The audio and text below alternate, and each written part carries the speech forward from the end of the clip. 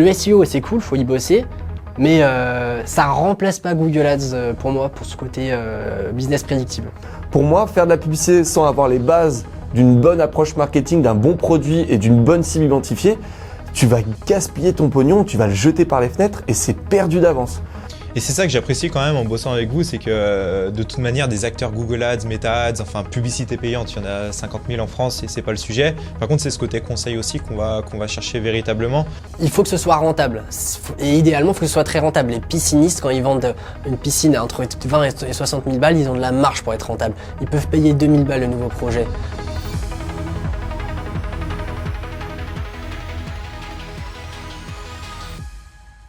Bonjour à tous, bienvenue dans ce nouvel épisode du podcast Décroche ton téléphone.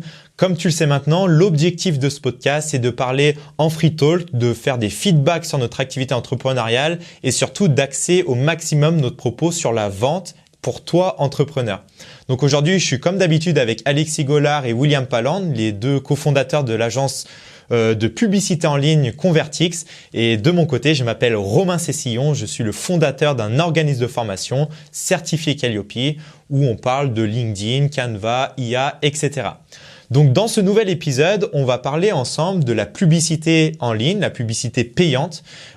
Concrètement, pour lancer un petit peu la discussion par rapport à ça, moi je commence à avoir pas mal de personnes qui me contactent parce qu'ils ont trouvé finalement mon nom par ChatGPT. C'est-à-dire que typiquement, ils vont aller sur ChatGPT, ils vont mettre aujourd'hui je cherche un formateur IA, sors-moi les meilleurs profils et on arrive à trouver, j'arrive à remonter dans les résultats de recherche et à voir concrètement des leads qui tombent par rapport à ça.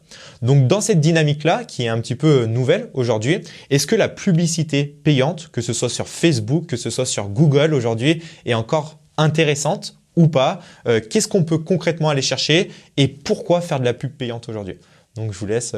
J'y vais ? Vas-y, fonce. Allez. En soi, le fait d'apparaître sur ChatGPT, on peut le tourner dans le sens qu'on veut, tous les nouveaux acronymes à la mode, à la fin ça reste du SEO. Je veux dire, c'est du SEO bis à la limite, c'est du SEO pour ChatGPT, mais ça reste de l'organique. Quand on parle d'organique, on parle de créer du contenu, l'optimiser pour apparaître. Et nous, on avait permis à une entreprise de paysagistes d'être premier sur la requête paysagiste Lyon pendant, je dirais, à peu près 2 ans. Et ça avait amené énormément de trafic et ça avait aidé vraiment à développer la boîte avant même de mettre de la publicité. Et du jour au lendemain, il a perdu toutes ses positions. Et du coup, il avait une grosse dépendance au SEO. L'avantage de Google Ads, par exemple dans ce contexte, c'est que tu payes, t'apparais. Tu payes plus, t'apparais plus. J'allais dire jusqu'à là, merci Watson. Et maintenant, le SEO, tu peux pas le prédire. T'as des techniques. Le problème, c'est que tu as respecté toutes les bonnes pratiques qui te m'étaient promis il y a quelques années. Et t'as un gars sorti de nulle part qui va lancer son site, il respecte aucune bonne pratique, il est pas responsive, il passe devant toi. Donc en fait, c'est un peu au petit bonheur la chance. Mais l'avantage de la partie publicitaire, c'est que tu payes, t'apparais, tu payes pas, t'apparais plus. Voilà. Et toi, typiquement, dans ton activité, l'idée de base, ça pourrait être de se dire je lutte contre la saisonnalité, mais tu as un modèle qui est prédictible. Tu sais que si tu mets tant d'euros sur la table, grosso modo, tu vas rentrer tant d'euros parce que tu as fait tes tableaux de suivi financier, parce que tu sais que tu as un ROI de x8 et que du coup, en septembre, dès que tu vas repartir pleine balle, eh ben, ça va te faire des leads entrants et ça va te faire de la prévisibilité. Donc, c'est en ça que c'est pertinent. Le SEO, c'est cool, faut y bosser. Mais ça remplace pas Google Ads pour moi, pour ce côté business prédictible.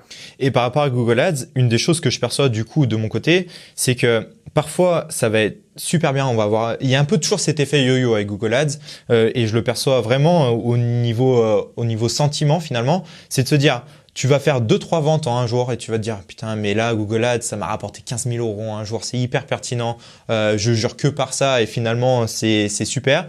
Et après tu vas te taper une semaine où tu vas avoir des leads un peu moins bien, etc. Et c'est tout le temps un petit peu cette vague qui se crée par rapport à ça. Et finalement le questionnement du moment, et c'est ce qu'on voit aussi ensemble aujourd'hui, c'est est-ce qu'il est intéressant d'ouvrir des nouveaux champs avec Google Ads, c'est-à-dire créer des nouvelles landing pages sur des sujets particuliers?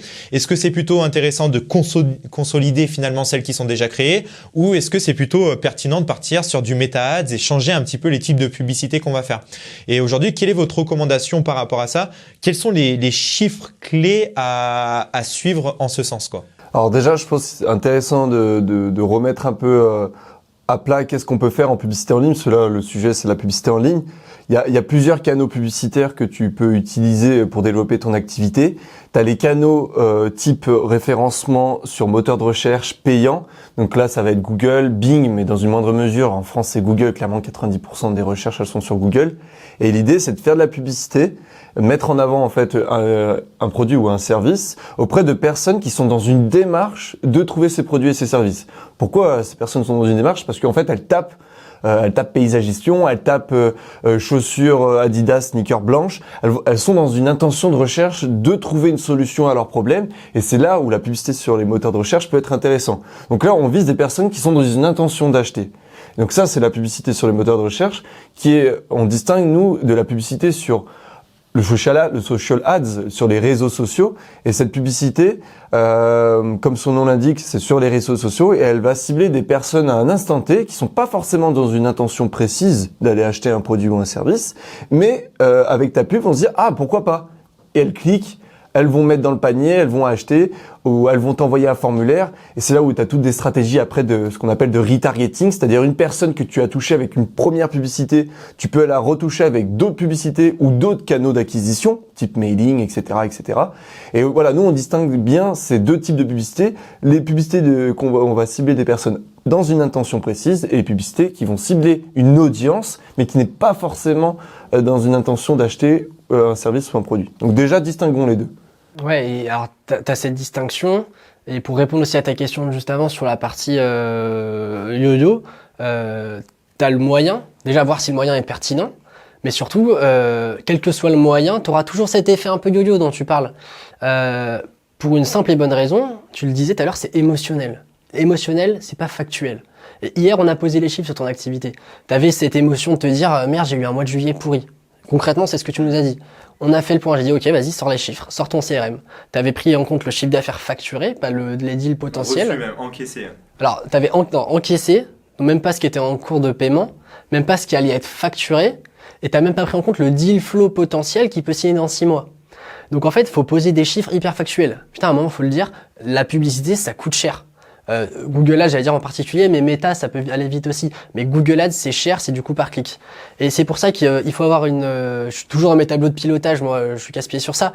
Mais il faut être vraiment hyper factuel et clair sur les chiffres, les tenir au cordeau. Et il faut se donner les moyens de les tenir au cordeau en ayant des outils de reporting. Mais l'outil de reporting, ça commence par un simple tableau Excel. Et ça commence surtout par comment faire en sorte que quand tu as un appel ou un lead envoyé, ça puisse facilement se réintégrer dans un tableau. Toi, ton tableau, il est plutôt bien. Ce qui manque, c'est la partie j'ai envoyé telle facture.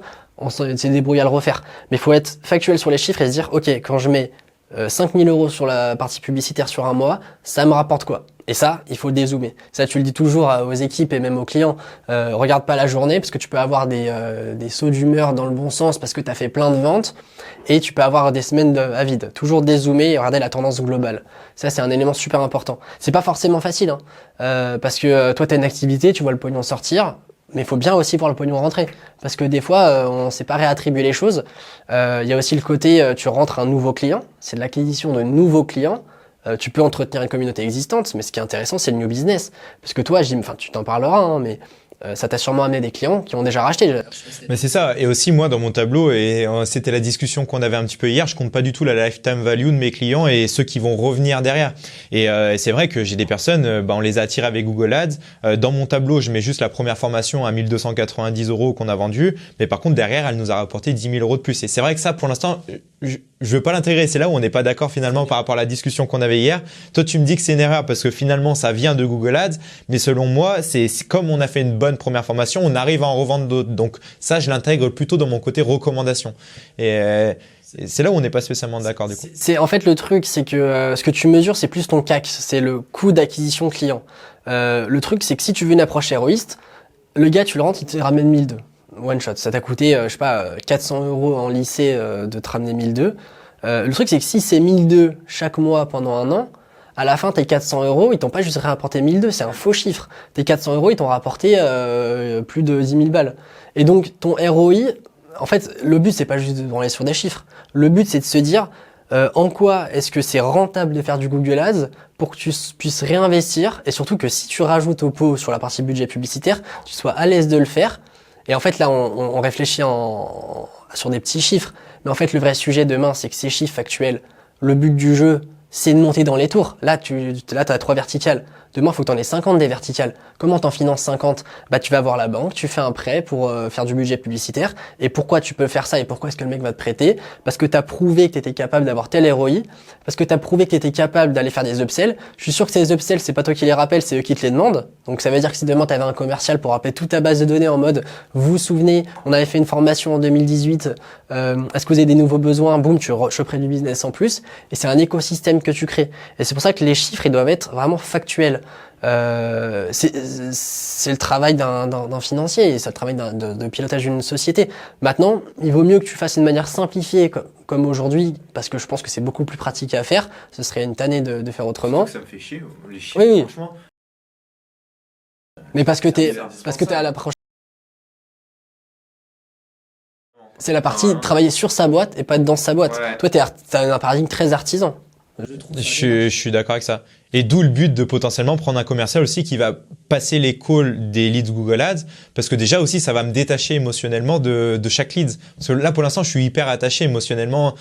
T'as passé le call, t'as machin, il y a des leads que je sais pertinemment que je devrais pas recontacter, ça on en avait parlé dans le dernier podcast, mais je le fais quand même parce que je l'ai payé. Demain si c'est un commercial qui gère ça, bah je suis plus attaché émotionnellement sur ça. Ouais, mais du coup, si c'est un commercial, tu devras d'autant plus être au taquet sur tes chiffres. Par contre, c'est là où je dois Parce que, enfin, ton commercial, si tu le payes X euros, il va falloir qu'il t'en rapporte plus. Comme la publicité. Et là, c'est que j'appuie encore sur le sujet, mais si demain vous faites de la publicité pour développer votre business, et faire plus de ventes, il faut absolument suivre les indicateurs. Il faut regarder chaque mois combien vous avez dépensé, combien vous avez gagné. Et pour moi, en effet, après voilà, l'idée c'est pas de descendre ta méthodologie, mais c'est vrai qu'un client qui est venu grâce à Google Ads et qui recommande chez toi, faut le compter en tant que source Google Ads. Typiquement pour un e-commerce, n'importe quel e-commerce, quand un client commande grâce à Google Ads et qui recommande dans 6 mois, il va être considéré comme source Google Ads parce que le client ne serait jamais venu dans un premier temps si Google Ads n'avait pas été là. Et après, tant mieux, t'as des chiffres pessimistes, du coup. J'ai les chiffres hyper pessimistes. Et aussi, c'est parce que ça me rassure d'avoir des chiffres pessimistes. Mais je suis d'accord avec ça. Et un autre point, c'est quoi le montant minimum à investir sur Google Ads si on veut espérer en faire? Google Ads ou même Meta, on peut élargir sur la publicité payante. Parce que moi, je sais qu'il y a des personnes, on leur fait des formations LinkedIn. On fait même de temps en temps des formations Google Ads et je suis en contact avec des personnes sur ça. Mais ils me disent, moi, j'ai 500 euros à investir. Demain, j'ai 500 euros. Est-ce que je peux faire de la pub payante ou pas, quoi? Bah, en fait, ce qu'il faut bien avoir en tête quand tu fais de la publicité, que ça soit sur Google ou sur Meta, c'est que c'est des algorithmes. Les algorithmes, ils ont besoin d'apprendre. C'est comme un enfant quand tu l'éduques. L'algorithme a besoin d'être nourri, a besoin d'apprendre. Et bah c'est comme pour un enfant, si tu le stimules pas, si tu le laisses enfermer dans une pièce toute sa vie, t'auras un enfant clairement limité, quoi. On va dire les termes. Et un algorithme c'est pareil. Un algorithme, il a besoin d'apprendre. Pour ça, il faut lui donner de la donnée. Il faut lui fournir de la donnée. La donnée, c'est quoi? Ça va être toutes les fois où la publicité va être diffusée, que ce soit sur les réseaux sociaux ou sur les moteurs de recherche. Chaque diffusion de publicité est un apprentissage supplémentaire pour l'algorithme parce que il va y avoir des vues, il va y avoir des clics, des fois il va même y avoir des conversions et chacune de ces actions, c'est un apprentissage supplémentaire jusqu'au moment où ton algorithme a tellement appris, a tellement de données qu'il est capable, quand quelqu'un tape la recherche ou quand la publicité va être diffusée, il est capable même de prédire que cette personne va convertir. Et en fait, il faut avoir en tête que pour que la publicité marche, il faut suffisamment diffuser.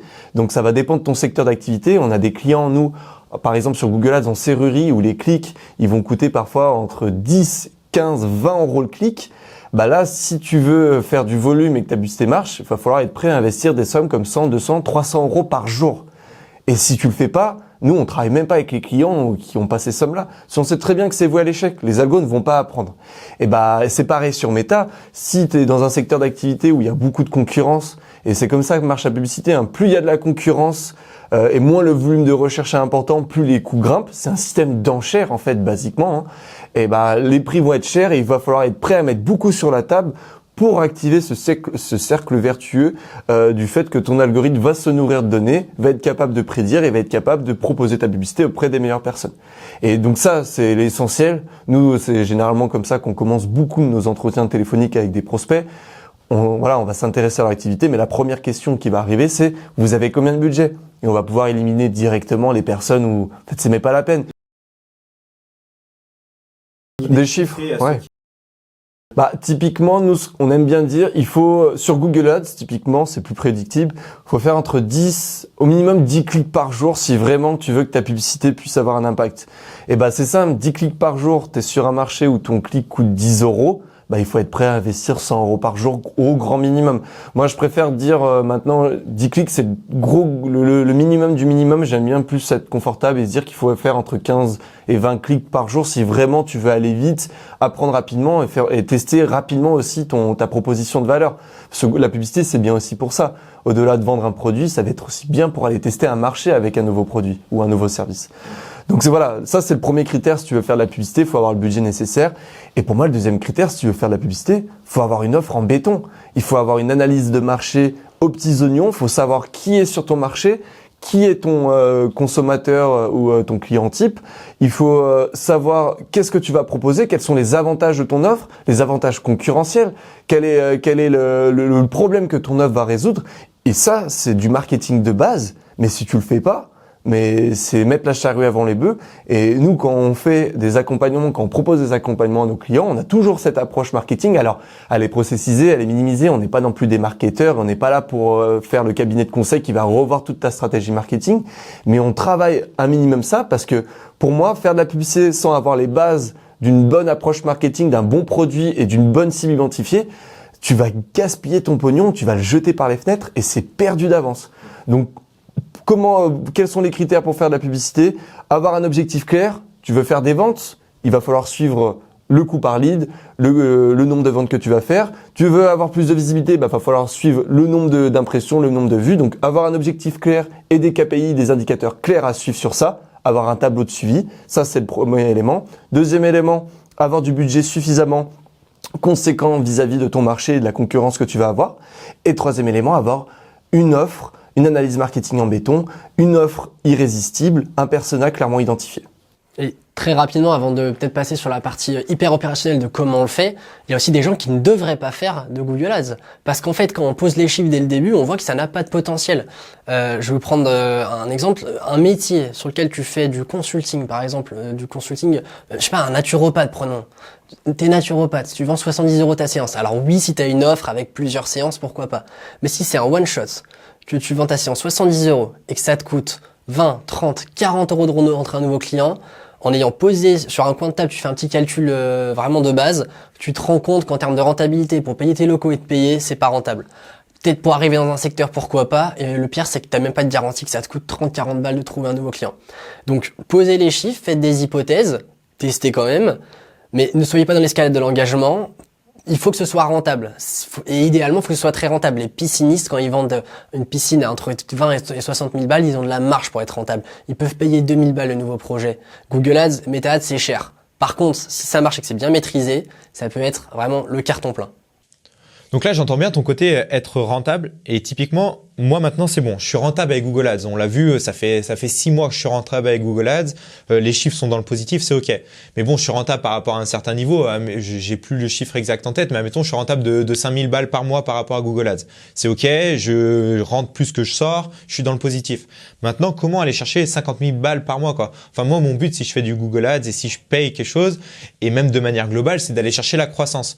Donc, j'ai l'impression que dans notre discours, on est beaucoup orienté rentabilité, mais une boîte qui est rentable, comment aller chercher 10 fois plus, 20 fois plus et quels sont les leviers concrètement aujourd'hui? Il y a toujours ce sujet pilotage financier, c'est-à-dire que tu as dit tu es rentable. Combien t'es rentable? Est-ce que tu es largement rentable? Est-ce que tu fais x1, x2, x3, x4, fois plus? Moi aujourd'hui, vu qu'on a montré que Google Ads était rentable pour toi, j'ai envie de dire autant la rajouter des canaux, voir ça comme des petits centres de profit. Tu as ton centre de profit IA, centre de profit Canva, LinkedIn et potentiellement demain, Power BI, Excel, peu importe. Et pour moi, c'est lancer des verticales parce qu'on a montré que ça marchait avec Google Ads. Et toujours avoir des chiffres pour se dire, tiens, mon standard, c'est que je ne continue pas si je fais pas au moins 150% entre ma marge et le budget publicitaire. Tu mets tes standards, tu mets des KPI et c'était standard de qualité, de rentabilité même. Et après, il y a aussi le côté diversification, faire d'autres canaux. Là, on va absolument tester Meta parce qu'en fait, Meta, on y voit un potentiel et je suis sûr que demain, on peut te permettre de vendre de la formation, Google Ads, formation par exemple sur ce que tu maîtrises déjà. Canva, tu le vends très bien. De la formation Canva aux professionnels, je suis sûr qu'on peut en vendre sur Meta. Testons-le, mais testons-le avec un petit budget au début parce qu'on sait pas où on met les pieds. Malheureusement, on n'a pas trop d'expérience Meta sur la partie organisme de formation. On l'a fait beaucoup sur sur Google Ads, mais pas sur Meta. Donc ça va être un peu le crash test, et au moins si on découvre quelque chose, ça se trouve, on va se rendre compte que faire x2 sur Google Ads, c'est pas suffisant parce qu'en fait, on peut faire x6 sur les Meta. Et là, dans ce cas-là, on aura le bon problème de se dire, ok, on fonce à fond sur Meta. Maintenant, il y a aussi le sujet, c'est con, mais ton fond de roulement. Est-ce qu'aujourd'hui, tu es capable à la fois en même temps de lancer une nouvelle BU sur Google Ads et en même temps faire des tests sur Meta Ads? C'est plus de budget. Parce qu'il y a un truc qu'il faut bien retenir sur la partie Google Ads, c'est qu'on ne rajoute pas des mots-clés, des campagnes, tout ça, sans rajouter de budget. Parce que si on pique dans la poche de gauche pour mettre dans la poche de droite, et ben en fait on diminue l'impact de la poche de gauche. Ça peut être pertinent si c'est moins rentable.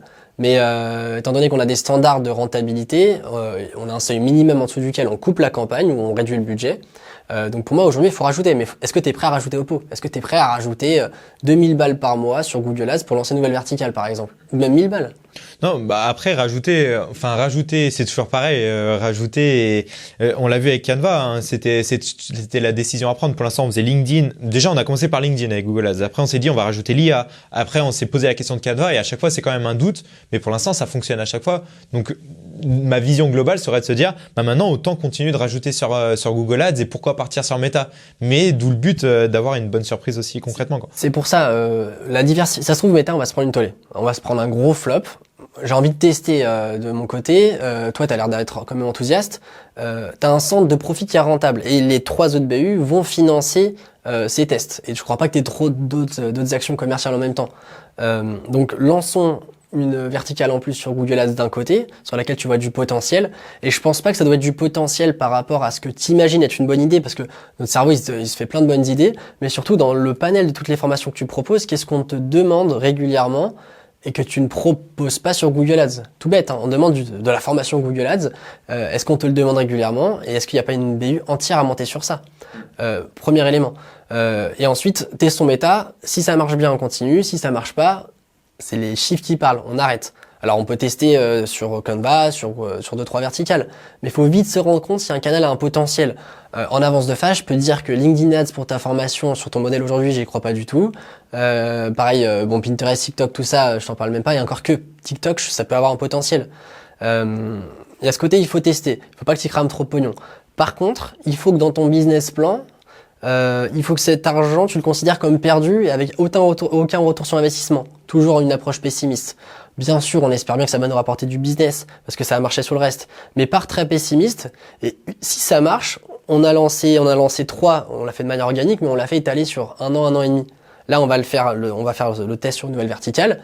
Par contre, si ça marche bien, après on les lance 2 par 2.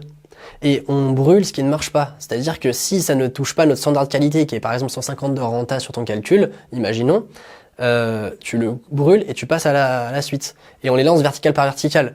Et on aura un jour un bon problème de lancer 5 verticales par mois potentiellement. Ce qui te permettra d'aller chercher 50 000 parce que par rapport à ton chiffre actuel, par rapport au chiffre que tu veux viser à Google Ads, il te faut faire fois combien pour arriver à 50 000? Si tu fais 25 000 par exemple par mois, il suffit de faire fois 2 pour arriver à 50 000. Et c'est ça que j'apprécie quand même en bossant avec vous, c'est que de toute manière, des acteurs Google Ads, Meta Ads, enfin publicité payante, il y en a 50 000 en France et c'est pas le sujet. Par contre, c'est ce côté conseil aussi qu'on va chercher véritablement. Et c'est ça qui a finalement de la valeur aujourd'hui, c'est l'aide à la prise de décision, parce que souvent on est un peu tête baissée dans les chiffres et c'est compliqué à prendre ces décisions-là. Et j'ai une autre question aujourd'hui. On parle beaucoup de Meta Ads et Google Ads, là, dans la publicité payante. Est-ce qu'il y a d'autres leviers à aller chercher aujourd'hui? Est-ce que Alexis, t'en as peut-être en tête ou que vous aimeriez tester vous-même, que vous avez testé? Ouais, bah après, je reviens juste, je complète, parce que dans le pire des cas, tu auras payé pour avoir l'information que Meta n'est pas fait pour toi. Voilà, juste par rapport à Meta Ads. En fait, voilà, non, mais il faut avoir ça en tête, c'est que la publicité, gros avantage par rapport au référencement naturel ou d'autres canaux un peu plus lents, c'est que la publicité, la sanction, qu'elle soit positive ou négative, elle est quasiment instantanée. Elle est, au bout de 3 mois, tu sais, tu prends la décision. Et mais par contre, voilà, on se répète, mais d'où l'intérêt de tenir des chiffres, tenir ces chiffres absolument. Faut que ça soit au centime près tenu et puissent prendre les décisions. Parce que tu tiens pas tes chiffres, c'est impossible. Et nous, on a des clients, ils tiennent pas leurs chiffres. On leur dit à chaque rendez-vous, tenez vos chiffres, dites-nous combien vous avez eu de clients, combien vous avez gagné, qu'on puisse faire des stats. Ils ne le font pas après des années. Ils continuent à faire de la pub parce que au doigt mouillé, hop, ils se disent que ça marche. Mais moi, je suis sûr qu'à un moment, ces genres de clients, ils vont revenir tout paniquer en mode « Ouah, j'ai fait un résultat négatif cette année, comment ça se fait? J'ai trop investi dans Google Ads. » Ouais, mais il faut suivre, en fait. Ça, vous n'avez pas un tableau tout fait, un peu clé en main? Parce que moi, je me mets à la place, en fait, c'est chiant, ce tableau-là, je sais même pas comment le prendre, quoi. Le truc, c'est qu'on peut pas, on connaît pas, nous, les charges de nos clients, on sait pas combien ils gagnent sur leur taux de marge, tout ça. En fait, s'ils nous le disent pas, et ils le savent même pas, des fois. Et en fait, on va pas faire le travail à la place si on n'est pas non plus payé pour ça. Nous, on est payé pour faire de la publicité, d'apporter du résultat. Et encore, on a un objectif de moyens, pas de résultat, parce que, enfin, il y a des business, si on commençait à s'engager sur le résultat, on met la clé sous la porte, hein. Et en fait, il y a un moment, si même le client ne connaît pas sa structure de marge, ne connaît pas ses dépenses, ce qu'il gagne par client, en fait, il y a un moment, on n'est pas des magiciens. Donc voilà, c'est très important de tenir ces chiffres. On fait beaucoup de sensibilisation sur ça, et il faut le faire absolument. Et c'est ce que tu es en train de faire, et c'est ce que tu as déjà fait, donc c'est parfait. Et après, pour répondre à ta question sur quels sont les canaux publicitaires, aujourd'hui, TikTok représente une opportunité. Alors, quand TikTok s'est lancé, c'était une audience qui était très jeune, pas forcément très intéressante, mais au fur et à mesure, TikTok, tu as de plus en plus de personnes avec un certain âge, et l'âge augmente au fur et à mesure, qui utilisent la plateforme, mais nous les premiers, hein, et nous on pourrait être le client de certains produits et services. Donc ça représente de plus en plus une opportunité, à mon sens, TikTok, et on a commencé à en faire de la publicité. Et après, il y a des plateformes un peu plus exotiques, comme Amazon Ads, pour vendre des produits. Amazon, c'est aussi un super levier. Il n'y a pas beaucoup d'agences spécialisées en Amazon Ads. Et après, t'as les plateformes beaucoup plus exotiques, type Pinterest. Mais Pinterest, c'est quand même très niché. C'est généralement les boîtes qui font de la pub sur Pinterest, c'est des boîtes dans la déco, des boîtes où en fait elles vont proposer un peu des concepts et derrière tu vas aller faire ton panier, tu vas t'inspirer, mais c'est des processus de vente beaucoup plus longs. Aujourd'hui, si tu veux viser l'efficacité, fais du Meta, fais du Google, parce que c'est là où 90% de la population est aujourd'hui. Et après, nous, on se tient quand même toujours au courant. Typiquement, le jour où ChatGPT change de business model, ils arrêtent de faire un business model à abonnement et se mettent à faire de la publicité, on sera les premiers à tester, parce qu'il y a du potentiel et on est les premiers clients de ChatGPT.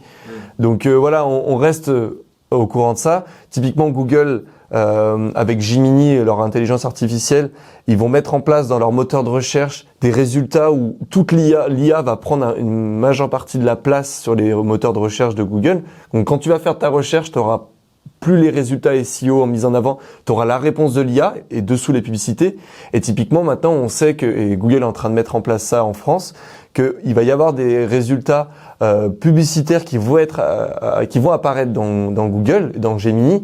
Et c'est pour ça là, on a des campagnes qui permettent de mettre ces résultats-là dans le chat GPT de Google, le Gemini. Et on sait qu'il va falloir qu'on veille au grain, parce que demain, ça se trouve le nouveau vecteur de croissance pour faire de la publicité sur Google, c'est plus faire de la publicité classique où tu mets en avant un site web, ça sera mettre en avant des résultats dans Gemini. Donc on se tient au courant, mais aujourd'hui, ce qui reste le plus efficace, c'est Google et c'est Meta. Ouais.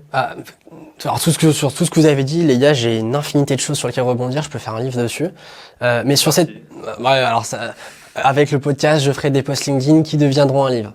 Non, mais globalement sur ce que tu dis sur cette partie veille, c'est vrai. Mais d'un autre côté, ça change pas du jour au lendemain.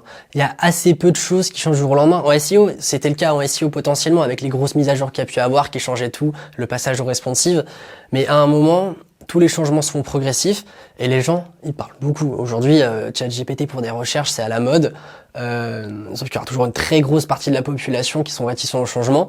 Moi, je rencontre plein de gens de nos âges qui sont anti-ChatGPT, qui ne veulent pas utiliser ChatGPT pour faire des recherches par lutte éthique ou que sais-je, ou des gens qui s'inventent tout un monde sur ça, ou peut-être même pour des bonnes raisons. Et donc, faut pas surestimer ces nouveaux, le changement. Meta, ça a toujours bien marché, et oui, ça tend à marcher différemment, et c'est peut-être de plus en plus tendu sur les marges, mais comme tout coûte plus cher, les marges se réduisent en permanence. Mais voilà, faut pas surestimer le changement des paradigmes. Le bon sens de base, c'est vous avez quelque chose qui intéresse les gens, et vous le proposez, vous le mettez en visibilité sur des gens intéressés. Après, la technique de se dire qu'avant on ciblait des intérêts et maintenant on cible sans audience parce que l'algorithme va automatiser, c'est de la tambouille technique. On est sur le pourquoi sur le comment dans l'opérationnel on fait de la partie publicitaire. Soit vous apprenez ça, soit vous le déléguez à quelqu'un qui saura ça. La vraie question c'est est-ce que vous avez un business qui peut être rentable sur ça et en fait comment vous pilotez. Et là tu parlais du fait de piloter au centime près. Centime près, ça peut sembler abusé, mais en fait, c'est pas plus mal de le faire. C'était comme le sujet de calculer les nouveaux clients. Ça me fait penser, je retapais mon appart récemment et je le faisais avec mon oncle. Moi, j'ai ce côté un peu des fois à peu près sur la partie travaux. Mon oncle, lui, typiquement, quand il va faire des travaux, il va vraiment être sur la mesure au millimètre près. Et à chaque fois, je lui dis, bon, c'est bon, je peux faire un peu de Jean-Michel à peu près. Le truc, c'est qu'en fait, ta petite erreur sur un petit détail, elle se cumule avec toutes les petites erreurs, toutes les petites marges d'erreur que tu t'es rajoutées. Et à la fin, ta marge d'erreur, elle est à 1000 euros près. Sauf que ces 1000 euros, c'était peut-être tes 1000 euros que tu aurais pu réinvestir sur un nouveau test. Sur, par exemple, ça se trouve, tu as une formation entière à faire sur LinkedIn Ads. Il y a qui fait de la formation sur LinkedIn Ads? Déjà, il y a combien de prestataires LinkedIn Ads qui sont en visibilité? Et une fois que tu as fait ça, t'as plein de gens qui veulent se former spécifiquement sur LinkedIn Ads. Là, je suis sûr que ta formation LinkedIn Ads, t'as les trucs des grosses organismes de formation avec des landing pages éclatés et t'as pas une landing page sur mesure.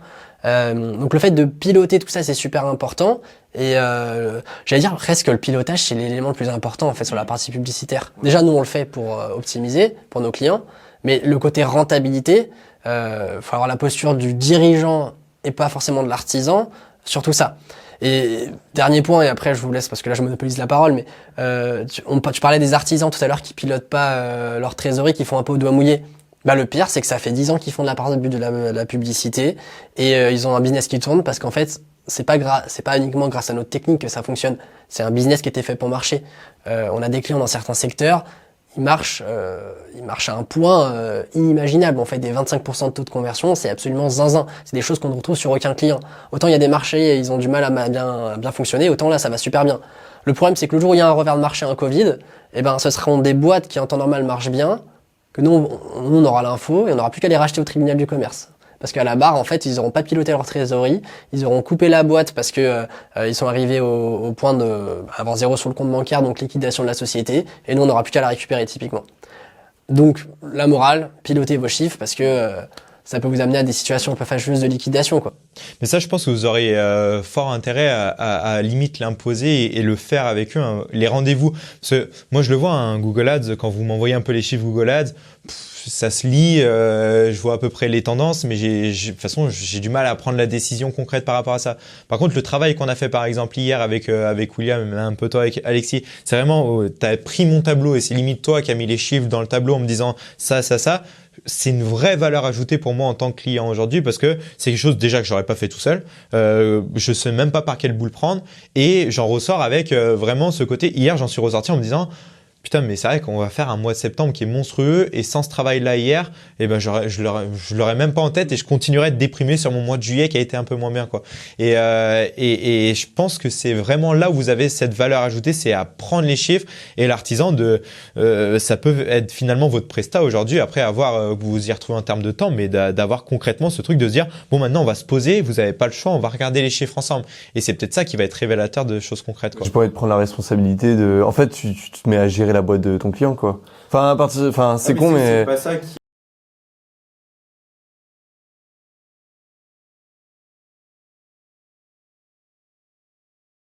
Ah bah là, on est une boîte de conseil. Ah ouais, on devient une boîte de conseil financière. Non, mais ce qui peut être une idée, mais c'est un nouveau business, un nouveau tarif, un nouveau business, une nouvelle offre. Enfin, là, on quitte totalement le paradigme. Enfin, je t'avoue, moi, pour avoir été en contact avec certains artisans, j'ai pas envie de me lancer là-dedans, hein. Enfin, ouais, mais c'est parce qu'ils attendent véritablement. Il y a un vrai marché. Mais il y en a, en fait, ils veulent pas. En fait, ils veulent pas parce qu'ils en ont pas envie. Bah, un peu comme toi. Et surtout, ça a toujours bien marché. Pourquoi je changerais? Et en fait, moi, j'ai autre chose à faire dans ma vie qu'aller convaincre un mec de changer. Enfin, il y a un moment, c'est pas mon combat, quoi. À la limite, ça serait mon combat. Je dis pas, hein, j'aurais lancé une boîte dans ça et j'aurais évangélisé tous les artisans du monde sur le fait que suivez vos chiffres, bon sang. C'est pas mon combat, j'ai autre chose à faire, mais par contre on sensibilise. Et il y en a qui l'entendent. Et moi je préfère passer du temps sur ceux qui l'entendent, comme toi finalement, passer du temps comme on a fait, poser les chiffres, un tableau Excel sur ceux qui l'entendent, et je le fais volontiers, mais je vais pas me mettre en quête de faire ça. Mais par contre voilà, si vous faites de la publicité, gardez-le en tête. Enfin, si vous pilotez pas, franchement, autant jeter l'argent par les fenêtres, vous faites un don. Hein. Mais Je vous donne mon RIB, c'est parti. Hein. On le fait ensemble, notamment parce que t'es notre pote. Et c'est con, hein, mais ça nous fait plaisir de savoir que ta boîte, elle va évoluer. Et en fait, ce tableau, aujourd'hui, là où toi, t'étais peut-être un peu dans le flou, là, aujourd'hui, t'es capable d'avoir une ligne claire. Et on n'a pas fini le travail, d'ailleurs. On a fait que deux formations. Et on va pouvoir faire sur la 3e, d'ailleurs. Dès que tu as de la clarté, tu sais la rentabilité et le résultat que tout ça crache à la fin après avoir payé tes formateurs, après avoir tout payé, voire même après t'être payé toi et ton indépendante, quand tu as le net, ça te donne le feu vert pour faire x3. Et faire x3, faire x2, on y allait en mode un peu léger tout à l'heure en disant on rajoute une seule BU. Mais si tu étais en mode hyper agressif, en mode j'ai 3 ans pour développer la boîte à fond, tu prendrais tout ton résultat de fin d'année et tu irais lancer les autres BU. Et on serait en mode blitzkrieg. En fait, ça dépend du type de boîte que tu veux monter. Si t'es en mode bon père de famille, de j'y vais doucement et sur moi, je vois sur 50 ans, tu peux le faire BU par BU. Si tu dis j'ai 1 an pour tout fumer, t'as réussi à faire du cash, tout ce cash en excédent, soit tu te le verses en dividende, soit tu réinvestis. Et là, on se retrouve fin novembre et t'en as testé 9 BU. T'as attaqué Pinterest, t'as attaqué LinkedIn Ads, t'as attaqué formation Power BI, XL, habilitation électrique, quoique tu vois, c'est dans le market digital, donc c'est encore autre chose. Mais on a testé. Et en fait, par contre, ça se trouve, on a floppé sur tout le reste, parce que ça devait pas être rentable, parce que t'es peut-être nul pour vendre ça. Mais au moins, on teste vite. Ça dépend le niveau d'ambition que t'as, et ça dépend ce que tu veux en tirer. Et il y a aussi des personnes, ils veulent juste que ça tourne, on est comme dit Alexis, sans doc. Et ils veulent pas parler de leur rentabilité, ils ont peur qu'on leur pique les idées. Et puis ça marche bien, mais imagine s'ils avaient suivi l'efficacité, ils auraient pu faire x3, x10, x20, mais il y en a, ils veulent juste pas, en fait, ils veulent juste faire leur petit train-train quotidien, tranquillement, et c'est ok, mais je veux pas me battre pour eux. Par contre, ouais, un mec qui en veut, qui veut aller plus vite, pour moi, c'est indispensable de suivre ses chiffres, parce que, comme dit William, si tu suis à la volée, la marge d'erreur, elle peut vite être de 1000, 2000, 10 000, 20 000. Putain, 20 000 euros. On en fait des choses, hein. Des investissements, tu peux en faire, tu peux augmenter ton niveau de vie, tu peux recruter, et c'est pour ça le pilotage. Je pense qu'on en parlera dans un autre podcast. Là, on a un peu dérivé de la publicité au pilotage financier.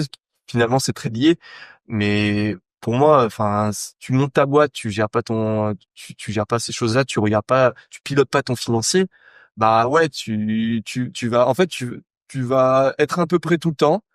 Et à peu près d'1 an peut vite se transformer en à peu près de 5 ans, 10 ans, 15 ans, là où le mec qui a tout suivi en 15 ans, mec, t'as fait 10 boîtes, quoi.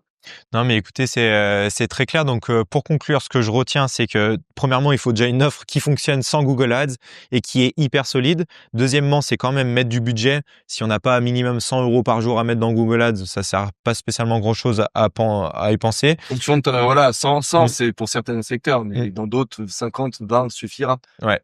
Voilà. Donc ça, et le dernier point, c'est pilotage financier. Vraiment avoir des chiffres hyper clairs et à horizon plus long, pas spécialement regarder que ce qu'on a encaissé, mais vraiment ce qui va venir. Rigueur expert comptable. Le vrai expert comptable met tous les chiffres au centime près, les immobilisations. On augmente nos standards, on le fait. Si jamais vous voulez monter les standards. Très bien. Eh ben, merci à tous d'avoir écouté ce podcast aujourd'hui. J'espère que vous avez appris des choses. N'hésitez pas à vous abonner à la chaîne Décroche ton téléphone, que ce soit sur les plateformes d'écoute ou sur YouTube. Mettez un commentaire par rapport à ce podcast. Dites-nous également ce que vous aimeriez voir par la suite dans ce podcast. On est toujours ouvert aux propositions. On va essayer d'inviter maintenant du monde et pas parler que nous trois finalement par rapport à ça. Et je vous dis à très vite.